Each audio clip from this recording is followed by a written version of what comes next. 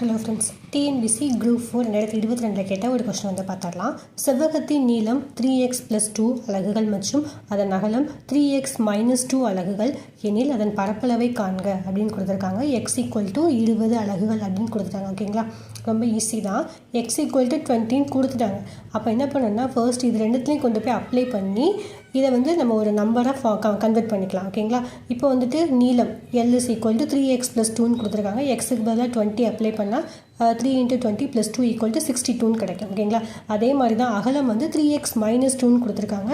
3x-2 = 3 × 20 - 2 = 58 கிடைக்கும். அப்புறம் பரப்பளவு வந்து கேட்டிருக்காங்க. ஏரியாவுக்கு ஃபார்முலா வந்து L × B. ஓகேங்களா, ரெண்டுத்தையும் மல்டிப்ளை பண்ண ஆன்சர் வந்து வந்துடும். இப்போ வந்து செவ்வகத்தில் ரிமைனிங் ஃபார்முலாஸ் வந்து ஒரு கிளான்ஸ் பார்த்தலாம்.